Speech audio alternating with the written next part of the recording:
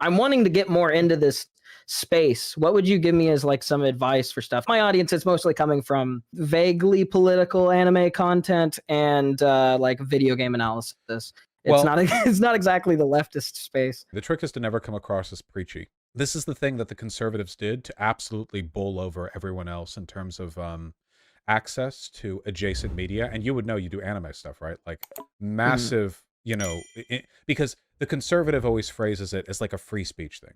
If you criticize something you don't like in anime, so for example, in my case, the pedophilia or the sexism, the two big ones, you know, they're, you know, retributive criticism will usually be something along the lines of, why are you so oversensitive? You're taking away the fun. This is like a Gamergate-esque criticism. But what they're doing what they're doing there is they're trying to present themselves as like the path one takes if you are cool and edgy and tolerant, not like those intolerant such and suches. It can be really tough to bite your lip in some of this stuff, but I think for the most part, if you're just casually progressive in a way that makes it seem as though you're just kind of doing your own thing and not pulling other people towards you, you'll usually not run into trouble. I mean, one of the biggest anime channels, Mother's Basement, is pretty I'd say actively progressive in a lot of his very He's attracted a lot of traction on Twitter, especially. Yeah, to the point sometimes of actually getting preachy and getting into arguments over it. But he's still pretty well loved, I think, you know, broadly. I'm trying to think. I don't follow the anime community that much because of the aforementioned pedophilia and sexism, but I'm That's fair. And it's kind of dead, to be honest. Most of the main anime channels that are active don't hardly talk about anime or manga that much anymore. I'm probably one of the 5 bigger ones that covers those sorts of essays and stuff. Yeah, I'll tell you why. Because the community has shifted. The otaku community is no longer the main driving force in anime content consumption. Go on Twitter and see what goes viral. A fuck ton of people who are Black or Latin are talking about like Chainsaw Man or Spy X Family or whatever. A ton of normies get in on this shit. I think the problem is that like it's like the niche community thing, right? Like there are a lot of gaming channels on YouTube that are ancient and respected, but they tap a infinitesimal fragment of the like market of people who play games because they're meant for diehard fans. And like, let's be real, a lot of those hardcore anime channels are made for people who would catch fire if they saw the sun. You know, you know what I mean, right? Like these are for diehard anime fans who like follow season by season and have seasonal waifus and shit.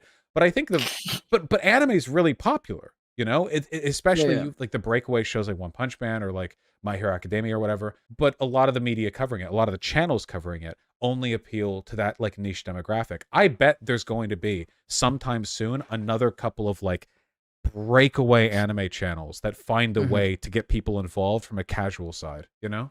Yeah. I mean, and I don't want to be super casual like either. I kind of divide in that place of the where it's not like waifu baity and not like you know, horny baity. I feel like a lot of them are like horny bait channels.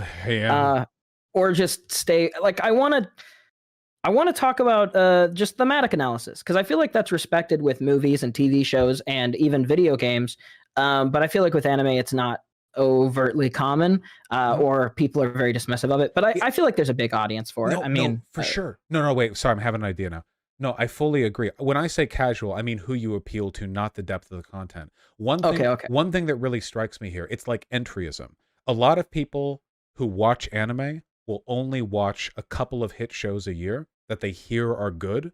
They don't like browse my anime list and check top charts and go like, okay, let's check out, you know, and go through like 3 or 4 a season or whatever. Only psychos do that. But you know, if you do, then you're okay. But you know what I mean?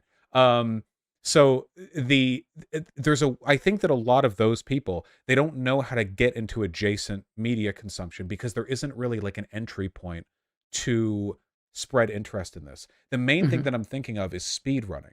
Because the number of people who do video game speedrunning is pretty small, very niche. If you take a look at like the number of people watching those attempts live, not that big. Seriously, like it's a niche community. But then you go on YouTube.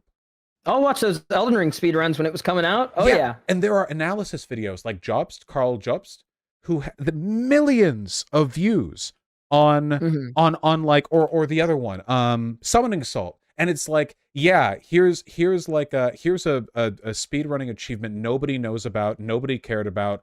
5 people were watching the live attempt. Here's a 3 million view video dramatizing it.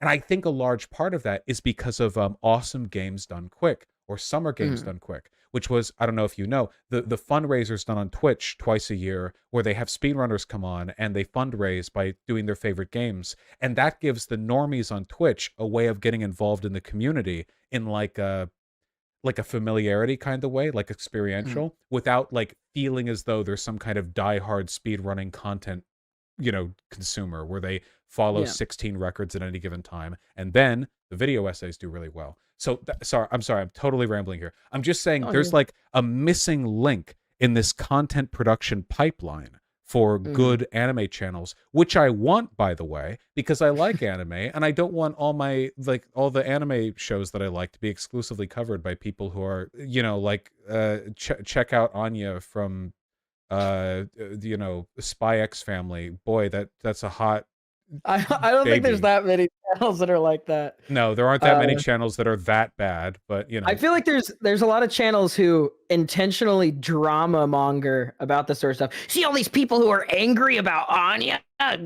Like, there's a lot of people who do that. Well, they're doing the like right-wing thing, right? Where it's like, look at all these like normies who can't handle our edgy, elite, epic, like that shit. You get what I mean. So I'm rambling like crazy. I think it's cool. I hope it works out in terms of like reaching mass market appeal. Yeah. Well, especially like, I really want to, I don't know, I want to talk about more leftist things.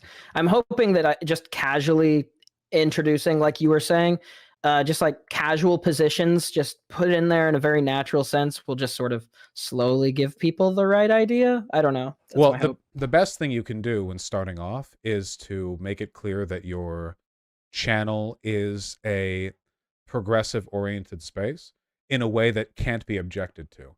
So I think like some of the easiest ways of doing this are to cover like more progressive or more socially aware anime and like gender trans characters properly, or just like casually mention stuff but with non-prescriptive takes, because they can't object to that, because if anyone in the comments freaks out over that, you can make fun of them and you look like the good guy because they're the ones who got triggered first. And if you do that for long enough, you're known as a progressive channel, and you can get more leeway with your audience, I think.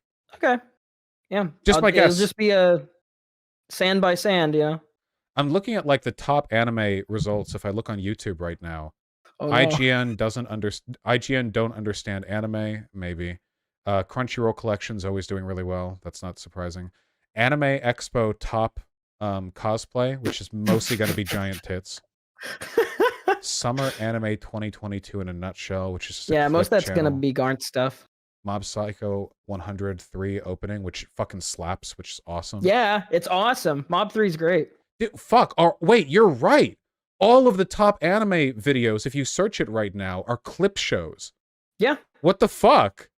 I mean, there's a few anime channels that like are around and do similar stuff to like what I do, but they're mostly people who've been around for like a few years. A lot of the newer channels aren't really. Look at this. Breaking into like big. You can't finish this video. 7 million views. Cyberpunk Edgerunners, but it's just Rebecca. Studio Trigger plus Lolly plus Cyberpunk 2077 equals Rebecca moments. Top 10 best harem anime you should watch. I can't. Anime's biggest problem, women. I mean, me too, man. Oh, wait, that was a rare viral video from this channel. The most recent vid got 100 views. Fuck! The anime space is fucked right now. Oh, shit. Yeah. No, it's pretty dead. Oh, wait, hold on. I mean, Succession War explained from Hunter x Hunter. Wait, I need this. Hold on. Wait, hold on. Never mind. It's fine. I need this. Sorry, I'm totally rambling. I'm literally going to be late for something else because I've been rambling for too long. I really enjoyed talking to you.